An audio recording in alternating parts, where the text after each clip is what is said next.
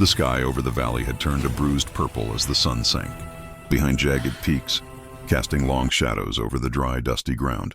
A cold wind swept across the ridge, rattling the branches of the gnarled old oak that stood alone near the edge of the ranch. Beneath its wide canopy, a girl swayed gently from a rope tied to one of its thick limbs. Her skin was pale, her hair tangled, and her eyes, wide, defiant, and terrified, searched the small crowd that had gathered, whispering in cruel unison. Half-blood, they called her, spitting the words like venom, as if her very existence offended the natural order. They claimed she didn't belong, that she was an abomination born of two worlds that should never have met. She struggled, her fingers gripping the rope desperately, her bare feet scraping against the hard earth. A knot of fear twisted in her stomach, but somewhere beneath it, a spark of something stubborn refused to die. She had always known the villagers hated her, had always known that her father's mysterious bloodline made her a target, but nothing prepared her for this public execution. The elders had decided that justice, or what they called justice, demanded she be hanged, a warning to anyone who might cross the invisible line they had drawn between purity and impurity. From the edge of the crowd, the rancher watched. He was a man of few words, broad-shouldered and weathered by decades of sun and wind. His hat cast a shadow over his eyes, but his gaze was fixed, unwavering, on the girl struggling against the cruel noose. He felt a surge of anger that roared hotter than the summer sun, a rage he had never known, directed at these people who thought themselves arbiters of life and death. He had seen cruelty before, but this public spectacle of hate, struck a chord deep within him. Every instinct told him to step forward, to cut the rope, to take the girl away from these monsters who masqueraded as villagers. And yet he didn't move at first. He knew that to act rashly could be dangerous, that the crowd could turn on him as easily as they had turned on her. So he waited, heart pounding, muscles coiled like a spring, calculating the moment when he could strike. The girl's small hands were red from the rope, her arms trembling. She looked down at the ground, then up at the sky, and for a heartbeat, she looked ready to give in. But then she remembered her mother's words, whispered in the shadows long ago. Never let them see you break. Your blood may be different, but it is strong. That thought ignited something within her, a stubborn flame that refused to be snuffed out by fear. Her legs kicked against the air, her body twisting in defiance. She was small, but she was not powerless. And in that instant, the rancher made his move. With a sudden, decisive step, he reached into the circle of villagers and drew a long, gleaming knife. The crowd gasped, their whispers turning to startled cries as he slashed at the rope with a single, precise motion. The noose fell away and the girl stumbled into his arms, coughing, gasping for breath, her heart racing. The rancher held her tight, his eyes locking onto hers. "You're mine," he said, his voice low, steady, and fierce, cutting through the chaos around them. The words were possessive, protective, and shocking in their intensity.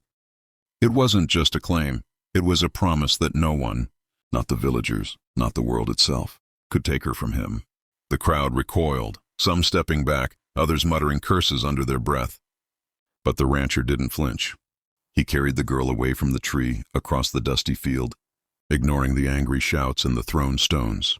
He placed her gently on the back of his horse, settling her in front of him and mounted behind her.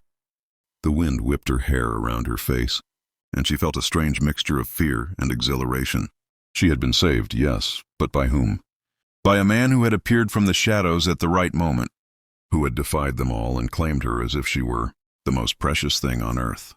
As they rode away from the village, the sun dipping below the horizon, the girl realized something she hadn't dared to believe before. Maybe not everyone hated her. Maybe there were people who saw her not as a curse, not as a mistake, but as someone worth protecting. And in that thought, a fragile hope began to bloom. She leaned back against the rancher's broad chest, feeling the steady thrum of his heartbeat, and let herself breathe. The danger wasn't over, she knew that. But for the first time in her life, she felt like she might survive it.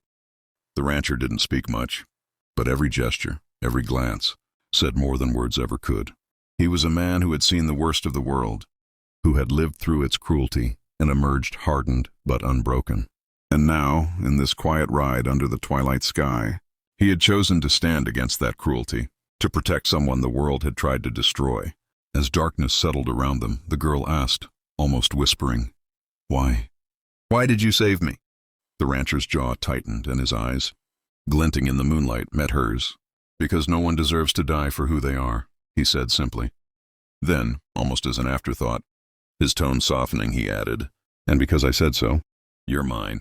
The words carried a weight that made her stomach flutter. A strange mixture of safety and danger, of warmth and something she couldn't name. She knew the road ahead would be treacherous, that the villagers would not forget, that the whispers and threats would follow her wherever she went. But for now she clung to the horse, to the man who had pulled her from the noose, and to the fragile, exhilarating knowledge that someone in the world cared enough to fight for her.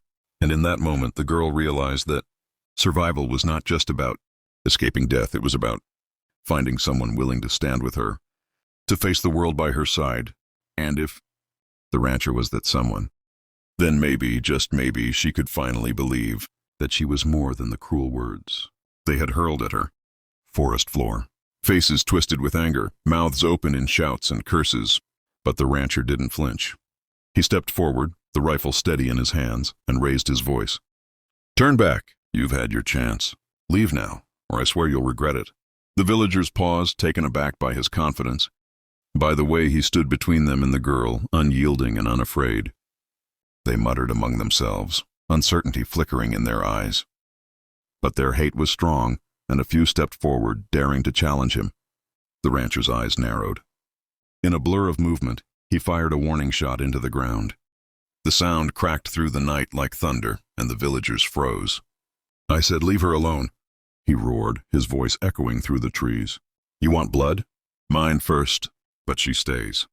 The words, simple but unyielding, carried a force the mob could not ignore. Slowly, muttering curses, they began to retreat, dragging their hatred with them but leaving the girl in the safety of the cabin.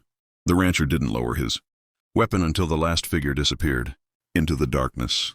Inside, the girl shook, tears streaming down her face. She realized then that she had never truly known safety, never truly known someone who would fight for her without hesitation.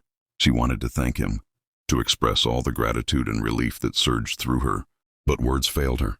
Instead, she simply leaned against him, letting the fear and adrenaline fade just enough for exhaustion to take hold. The rancher's gaze softened as he watched her. "Rest," he said gently. "You've earned it. Tomorrow we start moving. You'll learn to defend yourself. You'll learn the truth about who you are and why they fear you." Her heart skipped at his words. The truth? She had spent years feeling out of place, hated for reasons she barely understood. And now a man who had saved her life was promising answers. Answers that could change everything. The next days were a blur of preparation. The rancher taught her to move silently through the woods, to shoot with accuracy, to recognize danger before it struck. She learned quickly, her natural instincts sharpening with every passing hour. And as she trained, the bond between them deepened, not just of protector and protected, but something more complex, something that neither of them fully understood yet, but both could feel. Then came the night when they returned to the village, not for revenge, but for truth. Hidden in the shadows, they watched as the villagers whispered about the girl's heritage, their fear palpable. They feared what they did not understand, and they feared what the rancher had promised, that she would not only survive, but she would stand tall, unbroken, and unstoppable. The girl stepped forward then, her head high, her voice clear. "I am not a curse," she declared. "I am who I am, and no amount of hate will change that. And I will never let fear rule me." The villagers recoiled at her defiance, but the rancher stood behind her, his presence a shield. Together they radiated power and protection, a force that could not be ignored. In that moment, the girl realized that she had found more than safety. She had found someone who believed in her unconditionally, someone who had seen her struggle, her pain, and still called her mine. And for the first time, she truly believed that she could face whatever the world threw at her, because she would not face it alone. The firelight danced across their faces as they left the village for the last time, shadows merging with the night. And though danger would always linger at the edges of their lives, the girl knew she had found her place, not in the eyes of those who hated her, but in the heart of the man who had saved her, who had chosen her, and who would fight for her as long as he drew breath. And as they disappeared into the night, the promise lingered. She was no longer a victim, no longer a half-blood to fear. She was someone powerful, someone protected, Someone loved and no one would ever take that away.